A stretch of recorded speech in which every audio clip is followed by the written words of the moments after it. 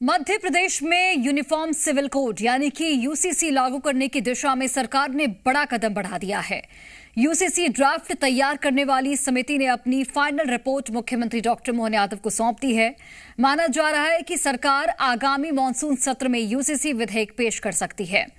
UCC report सौंपे जाने के बाद मुख्यमंत्री ने कांग्रेस पर निशाना साधते हुए कहा कि कांग्रेस को यूसीसी पर अपना रुख स्पष्ट करना चाहिए। उन्होंने आरोप लगाया कि कांग्रेस हर मुद्दे को हिंदू मुस्लिम के नजरिए से देखती है, जबकि सरकार सभी समुदायों से मिले सुझावों के आधार पर यूसीसी के सकारात्मक पहलुओं को जनता के सामने रखेगी।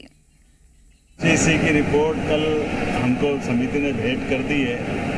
मैं ये जरूर बताना चाहूँगा कि अब कांग्रेस स्पष्ट करे कि वो यूसीसी पे क्या करना चाहती है। कांग्रेस भोजशाला हो या यूसीसी हो, कांग्रेस हमेशा हिंदू मुस्लिम वोटों के आधार पर वोटों को इस नज़र से देखती है। आज मैं रिपोर्ट पे तो माननीय अध्यक्ष जी है, हम विधानसभा में पेश करके उसके बारे में, उसकी अच्छाइयों के बारे में, उसकी अंदर की सच्चाइयों के बारे में बताएंगे। लेकिन कॉमन रूप से ज़रूर बोलना चाहूँगा कि मुस्लिम समाज, हिंदू समाज, ईसाई समाज, बाकी सारे लोगों ने अपने खुल करके अपनी अपनी बातें कही है। ये कांग्रेस का दोहरा रवैया बताता है। और वहीं कांग्रेस ने सरकार की मंशा पर सवाल खड़े किए हैं। पूर्व कानून मंत्री पीसी शर्मा ने कहा कि सरकार केवल औपचारिकता निभा रही है और जनता की राय को पर्याप्त महत्व नहीं दिया गया। कांग्रेस ने मांग की है कि इस मुद्दे पर व्यापक जनचर्चा और विधानसभा में बहस कराई जाए। मध्य प्रदेश की विधानसभा में नेता प्रतिपक्ष उमंग सिंघार जी और पूरे हमारे कांग्रेस इस पर पूरा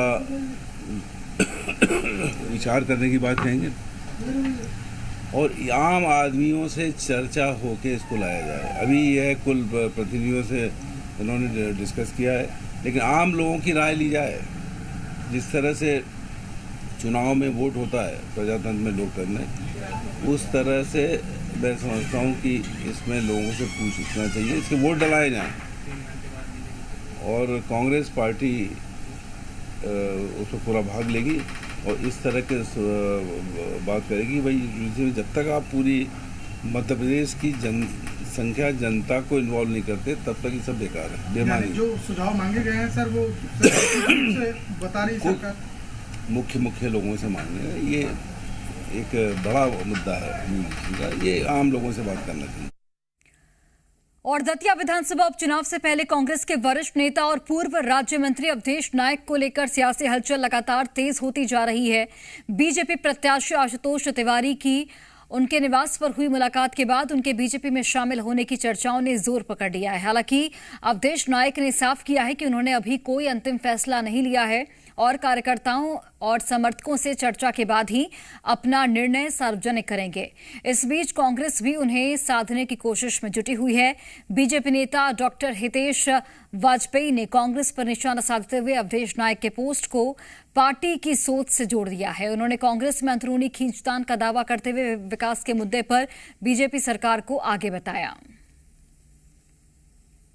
आप इस सब परिदृश्य को समझिए और इससे जानिए कि कांग्रेस में खलबली मची हुई है, क्योंकि एक तरफ कांग्रेस के हॉलो कैंडिडेट हैं। हॉलो कैंडिडेट मतलब घनश्याम जी के बारे में कोई बुरा नहीं बोलता तो अच्छा भी नहीं बोलता हम लोग सब जानते हैं इस बात को। वहीं दूसरी ओर हमारे कैंडिडेट हैं जिसके पीछे सीएम, प्रभारी मंत्री, और सब कल देखा ना मंच आपने, सब भरपूर मंच खड़ा हुआ है हमारे। तो आप समझिए कि लोगों की अपेक्षाएं भारतीय जनता पार्टी से 2.5 साल हमारी सरकार रहने वाली है। और वहीं पूर्व मंत्री पीसी शर्मा ने अवधेश नायक और उनके परिवार से बातचीत का दावा करते हुए कहा कि उन्हें पूरा भरोसा है कि अवधेश नायक कांग्रेस नहीं छोड़ेंगे। और मुझे नहीं लगता कि वो जिन्होंने एक पोजीशन हासिल कर ली है कांग्रेस पार्टी, क्योंकि वहाँ तो आप देख ही रहो दुर्दशा कैसी हो रही है। नरोत्तम मिश्रा जी वरिष्ठ नेता, गृह मंत्री रहे, मुख्यमंत्री के दावेदार होते थे, उनको वहाँ की सभा में रोना पड़ा, आंसू बहाना पड़े। तो ये अंदाज लगता है कि वहाँ बखत नहीं है, सुलझे हुए राजनीति हैं वो कहीं से भी। और दिग्विजय सिंह जी का एक उनका था उस समय टिकट के टाइम उनकी कुछ बात हुई थी, उनने माफ़ी मांग ली है आम सभा में दिग्विजय सिंह ने माफी मांगी, भाई मैं उस समय कहा था, मैं उसके लिए माफी चाहता हूँ। मैं समझता हूँ कोई इशू बचा नहीं है। और वहीं भोजशाला विवाद पर सुप्रीम कोर्ट के आदेश के बाद एक बार फिर सियासी हलचल तेज हो गई है। कोर्ट ने नमाज के लिए भोजशाला परिसर के पास अलग जगह उपलब्ध कराने का निर्देश दिया। आदेश के मुताबिक हर शुक्रवार दोपहर 1 से 3 बजे के बीच नमाज अदा की जाएगी।